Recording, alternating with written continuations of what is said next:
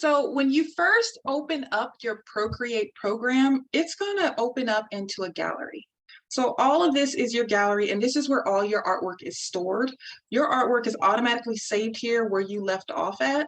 So you don't have to worry about, saving it somewhere. It automatically saves into your gallery. So when you first open your program, if this is the first time you're opening your program, you might see some images in there that are kind of like really, really nice images actually, but they're just images there that Procreate already preloaded into here just to show you some other artists' works and all the amazing things you can do with Procreate. All right, so in your gallery, for this sunset artwork, let's go ahead and start with creating a new canvas. So there's a little plus sign there in the corner. Just go ahead and click that plus sign. This allows you to open up a new canvas. And you can change the sizes here. This is one place to do it. This is where I'm going to show you today. So go ahead and choose a paper size canvas. It is 11 by 8.5. So go ahead and choose that. Once you choose it, Procreate will automatically open up this really nice canvas for you. In order to move your canvas around some, all you need to do is just take your two fingers like that, index and thumb, and just squeeze the canvas in order to kind of, make it a little bit smaller. I like some room around my canvas, so I always tend to make it a little bit smaller. Also, if you want to turn this canvas, you can just do it like that, taking your two fingers and just turning it any way you would like to. Okay, so let's go ahead and get started. I'm going to walk you through how to create this sunset artwork, and I'm going to do it by walking you through where some of the tools are located at. Okay, so let's start with a brush. Go ahead and click that little brush icon at the top. It is blue, and it opens up your brush library. Here is where all your Procreate brushes are located and where you can also edit a brush. For this artwork, we're just going to use one of the brushes that are already here. Let's go to Airbrushing. If you look on the left side, you will see all the different categories. And then once you click on a category, when you look to the left side, it will show you all the different types of that one category that you can use. So for this, we are going to use a soft blend brush. Okay, so go ahead and choose a soft blend. And you have two little scroll bars on the side of your canvas. Now these scroll bars may be on the other side of your iPad. I have mine changed to this side. It's just easier for me. However, if you would like to have it on a different side, I can show you how to do that. You just click on the wrench bar, you click on preferences, and you will see it says right hand interface. You can just turn that off and it will go to the other side. Okay, or you can turn it on and it will go to the right side. All right, so now that you know a little bit about that, let me go ahead and let's just start creating some artwork. On your brush scrollers, you want to make sure that all these are turned to the right size. So for instance, the lower scroll bar adjusts your opacity, so it just makes something opaque or less opaque. All right, we're going to make sure that's turned up to 100%. Go ahead and turn your brush size to about a 16%. For your color, see that little black dot in the corner there? Go ahead and click on that. Yours may actually be a color, but mine's actually a black dot because that was the last color I used. So go ahead and just click on that. It will open up your color wheel.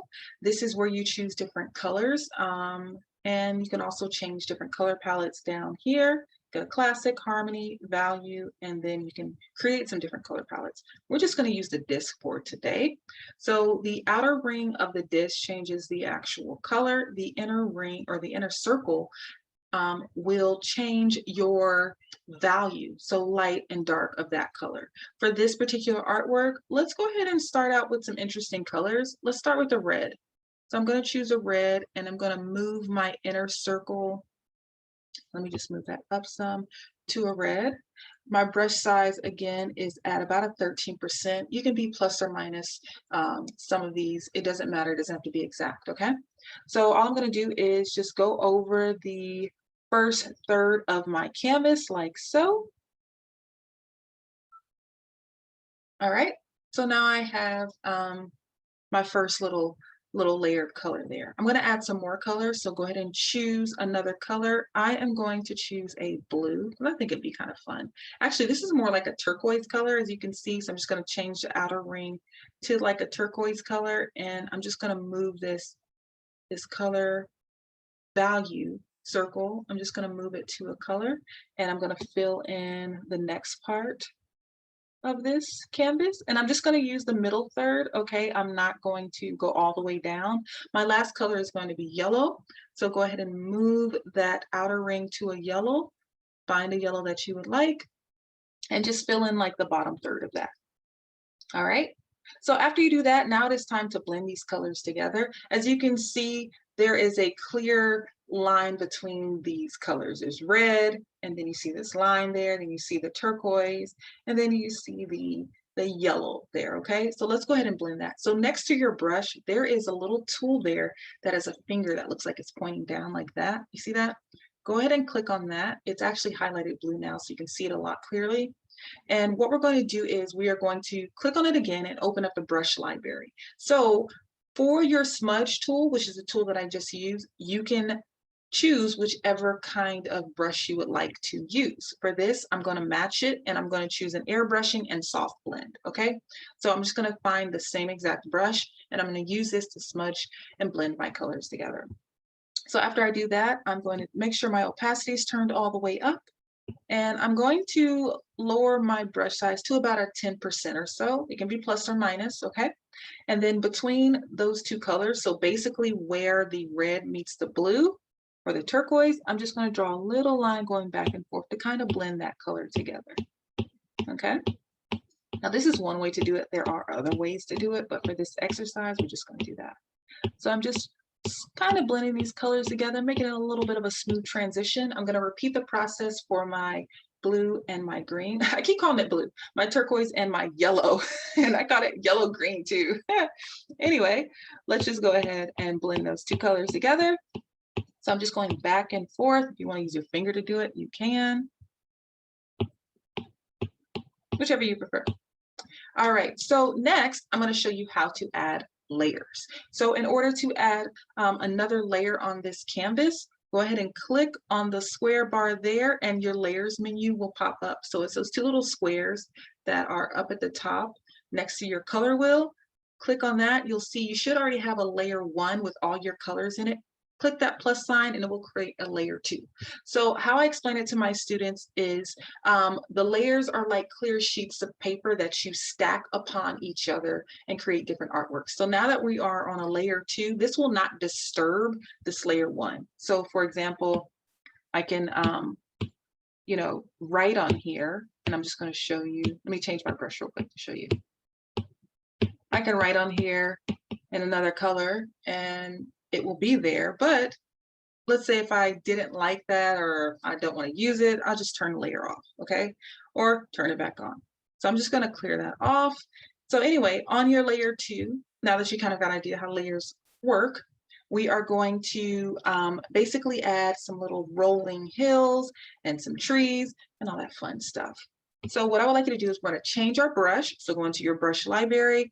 I want you to go into inking, and let's choose a studio pen, okay? Once you find that, change the color to black, and I'm gonna show you how to drag and drop your colors into your canvas. In order to do that, you gotta make sure that your line extends from one side of the canvas to the other without any holes in it. I'll just show you what I mean. So I want you to draw a little snake like that. Little snake line, these are gonna be our hills, okay? And then I want you to grab this color and bring it down and fill that in, okay? Now let's say you've done this and it did not work and your whole screen is now black. What I want you to do is take 2 fingers like this and tap on your screen. That will undo what you just did, all right?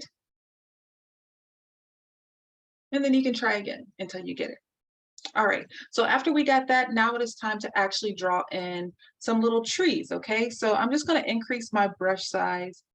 I'm gonna go all the way to 100%. I'm just gonna add some little tree stumps, okay?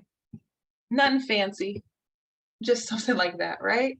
Next thing, we need to add our treetops. So in order to do that, let's click on our brush. We are going to find treetops, and there's actually a brush that's called Rainforest.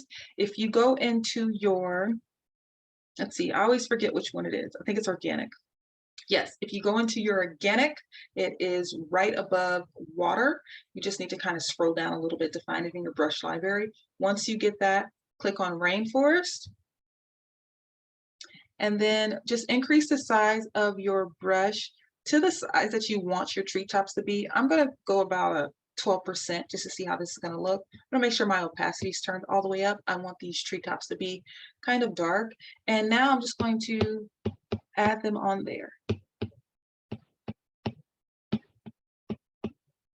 There we go. So now we got some treetops, right? Really simple, really easy. Just add a few more in there. If you find that your treetops are, you find that they're too large or you want them smaller, just, double tap, undo that.